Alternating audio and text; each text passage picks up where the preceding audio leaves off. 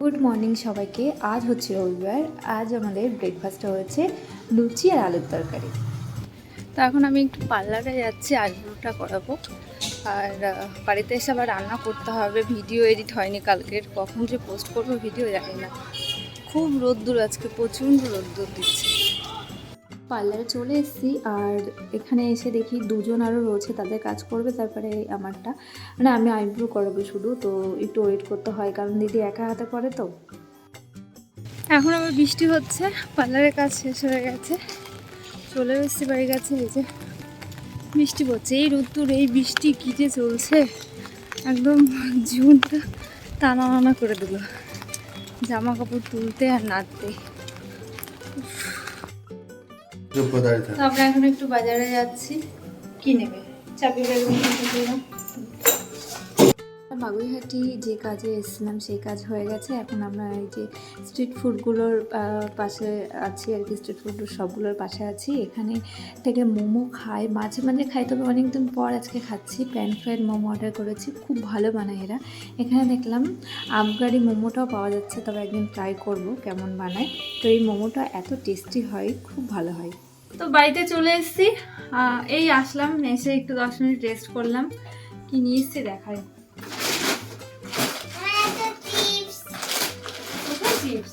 আসলে আমার ব্যাগের চেনটা না ছিঁড়ে গেছিল, চেনটাকে ঠিক করে সর এখান থেকে। এই চেনটা কালকে যেহেতু দিদির বাড়ি যাবো, সাইড ব্যাগ তো দরকার একটা, ওই জন্য চেনটা ঠিক করে নিলাম। চেনটা কেটে গেছে। সারা যেটা ও একটা পারফিউম নিয়েছি, এই যে এঙ্গেজ, এটা খুব সুন্দর, মানে আমার খুব ভালো লাগে স্মেলটা। আমাকে মানে টায়ার্ড লাগছে, এত খুব টায়ার্ড লাগছে।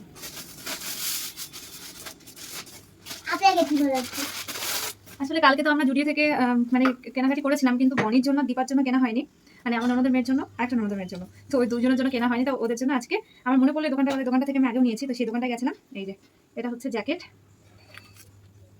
কালকে জুডিও থেকে যেটা নিয়েছিলাম ওই ছোট একটা বাচ্চার জন্য, সেম ম্যাটেরিয়াল, এটা খুব সফট। এটা চাইলে এমনিও পরতে পারবে।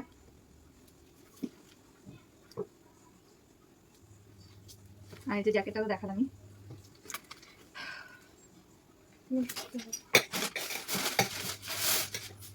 এই যে সাদা এগুলো পরলো। আর দীপার জন্য নিয়েছি, দেখাই, দীপা হচ্ছে আমার থেকেও লম্বা আর আমার থেকেও হেলদি, আশা করি এটা ওর হয়ে যাবে। তো ওই জন্য আমার সাইজে নিয়েছি, মানে আমার থেকে মোটা করতে পারবে বাবা, খুব ভালো। এটা এখন দীপার কেমন পছন্দ হবে জানি না। এটা পুরো লং, ঠিক আছে, এই যে পুরো লং। এটা এর সঙ্গে আবার একটা ম্যাচিং ব্যাগও দিয়েছে। এই হচ্ছে কেনা। আর এইটা হচ্ছে পূজা, আমার আছে সেম।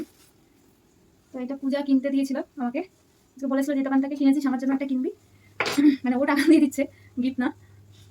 এই যে, তো এটা নিয়ে আসলাম, আমার আছে সেম, এখনো পড়া হয়নি। এর সঙ্গে একটা ওড়নাও দিয়েছে।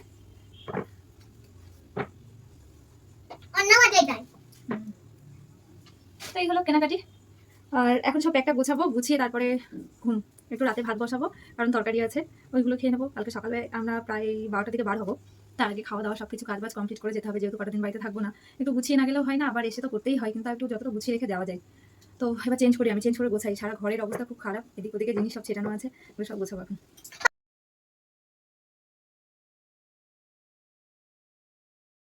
মর্নিং, কাল রাতে আর কোনো ভিডিও করা হয়নি, সব ব্যাগ গুছিয়ে খাওয়া দাওয়া করে ঘুমিয়ে গেছিলাম। এখন সকাল, আর সকালবেলা উঠে রান্না বান্না সব বসিয়ে দিয়েছি। একদিকে হচ্ছে ভাতটা প্রায় হয়ে এসছে, ওদিকে ভেন্ডি ভাজা, কারণ সকালে কিছু আমরা একটু ভাত খেয়ে যাব আর একটু কিছু টিফিন নিয়ে যাব, যেহেতু সারাটা দিন ট্রেনে থাকতে হবে, তো খিদে তো পাবে। তো ওই জন্য একটু চাউমিন বানাবো আর একটু চিড়ের পোলাওটা দিকে বসিয়ে দিচ্ছি। আমার তো ভেজিটেবল ছিলই, তো ভাবলাম এগুলো শেষও করে দিই আর খাবারগুলো নিয়ে যাই। প্রথমে একটু সর্ষের তেলে কারি পাতা আর একটু সর্ষে ফোড়ন দিয়েছি। আর সবজিগুলোতে না একটু জল টেনে নেয়, তো ওইভাবে মানে জলটাকে একদম নিংড়িয়ে তারপরে দিচ্ছি। একটু হালকা হালকা ভাজা হলে চিড়েটাকে আমি ভিজিয়ে রেখেছি, বেশিক্ষণ ভেজাতে হয় না, মানে ধুয়ে রেখেছি জাস্ট। এবার একটু লবণ একটু হলুদ দিয়ে ভালো করে নাড়াচাড়া করে তারপরে চিড়েটা দিয়ে দেবো। তো এইদিকে হচ্ছে সকাল থেকে বৃষ্টি, জানি না থামবে নাকি, অসহ্য লাগছে, এত বৃষ্টি ভালোই লাগে না সব সময়। সেই কবে থেকে যে বৃষ্টি শুরু হয়েছে থামাথামির কোনো আর নাম নেই। চিড়ের পোলাও খেতে কে কে ভালোবাসো বলো, আমি কিন্তু খুব ভালোবাসি। আর আরেকটা কড়াই আমি চাউমিন বসাবো, তো বাদামটা না আমি ভাজতে ভুলেই গেছিলাম।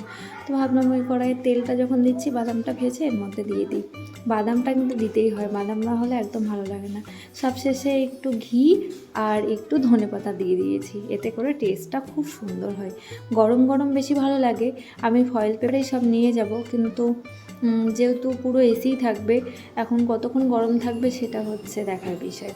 তো একদিকে আমি সবজিগুলো ভেজে তারপরে ওর মধ্যে এই যে হাক্কা নুডলস, এটা হচ্ছে হাক্কা নুডলস, ভেজ হাক্কা নুডলসটা বানাচ্ছি। এর মধ্যে একটা মশলা দেয়, মশলাটার জন্য এই নুডলসটা একদম আলাদা রকম একটা টেস্ট হয়। নুডলসটা খেতেও খুব সুন্দর হয়। তো সব সবজি বলতে আমার কাছে এই যে মিক্স ভেজিটেবল যেটা ছিল, ফুলকপি, গাজর আর মটরশুঁটি ছিল। আর এই হচ্ছে মশলাটা খুব সুন্দর, মশলাটা আমার দেওয়া হয়ে গেছে। আসলে আমার স্ট্যান্ডের মুখটা না খুলে নিয়েছি, ছোটো স্ট্যান্ড, সেটা নিয়ে যাব, তাই ব্যাগের মধ্যে ভরে নিয়েছি। এবার আমি হাতে আর কি ফোনটা ধরে ভিডিও করছি, এতে করে খুব অসুবিধাই হচ্ছে। এর মধ্যে একটু সয়া সস, একটু টমেটো সসও দিয়ে দিয়েছি, এতে করে আরও টেস্টটাও সুন্দর হয়, কালারটাও সুন্দর আসে। আমার নুডলস কিন্তু হয়ে গেছে। এবার এগুলো সবই আমি ফয়েল পেপারের মধ্যে ভরে নেব। এই যে ফয়েল পেপারগুলো আমার কেনাই ছিল ঘরে, তো এগুলো ডাবল করে নেব যতটা গরম থাকে, কারণ এই হচ্ছে রেডি হয়ে গেলাম, এবার বেরোবো, মানে বেরিয়ে গেছি আর কি, হাঁপিয়ে গেছি, এত তাড়াহুড়ো হয়ে গেছে যে সব ঘরের মধ্যে জামা কাপড় একদম ভর্তি, এগুলোকে কিছুতে গুছিয়ে উঠতে পারছি না, শোকাচ্ছি না, কি করে গোছাবো। কি হয়েছে? বর্ষার মধ্যে সবাই হাওয়াই পড়ে। তো গাড়ি আসছে আমাদের, চিতপুর থেকে আমাদের ট্রেন আছে, তেরভাগাতে যাব, একটাই ট্রেন। নোংরা জল হয়েছে, বৃষ্টি তো পড়েই যাচ্ছে এদিকে, একদম সেই সকাল থেকে ঘুম থেকে উঠে দেখছি কন্টিনিউ বৃষ্টি চলছে। ভালো লাগে না এরকম বৃষ্টি হলে। কোথাও দূরে কোথাও বেরোনো মানে রাজ্য গুছিয়ে নিয়ে বেরোনো এরকম, তাই না? তারা বলছে তো দূরে, তারপরে কিছুদিন থাকবো, আমরা নেক্সট উইকে আসবো। আমাদের গাড়ি চলে এসছে, ওই যে। তো আমরা গাড়িতে উঠে গেছি, আর আমরা বাড়ি থেকে চিতপুর ঢুকতে ওই 25 মিনিট লাগে। যদি জ্যাম থাকে তাহলে আরও সময় লেগে যায়, আবার কখনো কখনো 25 মিনিট থেকেও কমও লাগে। কিন্তু আজকে বৃষ্টির জন্য না রাস্তায় প্রচুর জ্যাম হয়ে গেছে, বুঝতেই পারিনি যে, মানে মনেই ছিল না যে বৃষ্টি হচ্ছে, বৃষ্টি হলে জ্যাম হয়। তো আরও আগে বেরোতে হতো, আমরা একদম মনে হচ্ছে টাইমে পৌঁছাবো। আর এদিকে সারা দিদির সাথে কথা বলছে, মানে আমাদের এই হয় যখন যাই আমরা বা দিদিরা আসে, কন্টিনিউ আমাদের ফোন চলে যে কতক্ষণে পৌঁছাবো। বনি বারবার ফোন করছে যে কতক্ষণে আসবে, দিদি বারবার ফোন করছে কতক্ষণে আসবে। আরেকজনের কথা তো বললামই না, এত মিস করছি জিজুকে, যে কতবার ফোন করবে, সাবধানে আসবে, ট্রেনে উঠলে ট্রেনে সিট কেমন, মানে কন্টিনিউ আর কি, মানে ফোন করতো। এত মিস করছি, মানে যাচ্ছি তো আরও বেশি কষ্ট লাগছে মনে হচ্ছে। ট্রেনটা ছেড়ে দিয়েছে, বৃষ্টি চলছে, আর এই ট্রেনটা না মানে ফাঁকাই আছে, সব সিট বুক নেই। কিন্তু ব্যাপারটা হচ্ছে ট্রেনটা দেখতে পরিষ্কার কিন্তু নোংরা আছে, কারণ এত আরশোলার বাচ্চা।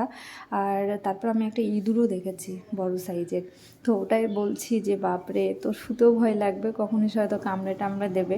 আর আরশোলা তো যেমন তেমন, ইঁদুরটা একটু ভয় লাগেই, আর সারা তো এগুলো দেখে খুবই ভয় পায়। তো এই যে এখনও বৃষ্টি চলছে, এখন আমাদের মানে আমরা ওয়েট করছি কতক্ষণে পৌঁছাবো। একটু ঘুমিয়ে ফোন দেখে সারার সাথে খেলা করে একটু খেয়ে করেই টাইমটা কাটানো হচ্ছে। তো এখন ভাবছি একটু শুই, এতক্ষণ বসেই ছিলাম, তো এই জন্য এখানে বেডশিটগুলো সব পেতে নিলাম, আমি নিচেরটাই শোবো। আর আমাদের মিডিলটা না, আমাদের একদম উপরেরটা, কিন্তু মিডিলে কেউ নেই, ওই জন্য আমরা মিডিলটাই নিয়ে নিয়েছি। মিডিলটাতে সারা কি করে, ও রাস্তায় হোক বা যেখানেই হোক আমাকে একদম মানে পাত্তা দেয় না, আর ও সবসময় পাপার কাছে থাকে। এবার সিটগুলো যতই একটু সিটটা বড় হোক, কিন্তু তাও দুজন মিলে শুতে অসুবিধাই হয়। ও মিডিলেরটায় ওর পাপার সাথে শুয়েছে, আর আমি নিচে শুয়ে আছি। তো ভাবছি একটু ঘুমিয়ে নিই, ঘুম থেকে উঠে তারপরে একটু খাবো, কারণ আমরা 11টার দিকেই খেয়েছি তো খিদে নেই। তো ওই জন্য ভাবলাম একটু বেলা করে কিছু টিফিন করব। তো ঘুম থেকে ওঠার পরে এই যে টিফিনগুলো সব খুলছি, সারা ঘুমাচ্ছে। এখন একটু খাবো নুডলস, আর চিড়ের পোলাও আছে, একটু শসা অ্যাপেল কাটা আছে, তারপরে একটু ফ্রেঞ্চ ফ্রাই আছে। ওগুলো ওই সন্ধ্যাবেলা যখন খেতে পাবে তখন খাবো, এখন শুধু নুডলসটাই খাবো। একটু এক্সট্রা ভাত ছিল, তারপরে একটু ভেন্ডি ভাজা ছিল, সেগুলোও নিয়ে এসেছি। সারা ঘুম থেকে উঠলে ওকে একটু ভাতটাও খাইয়ে দেবো, যাতে করে ভাতটা ফেলাও হবে না আর ওরও ভাতটা খাওয়া হয়ে যাবে। ওর জন্য একটু নুডলসও রেখে দেবো, কারণ নুডলস খেতে খুব ভালোবাসে।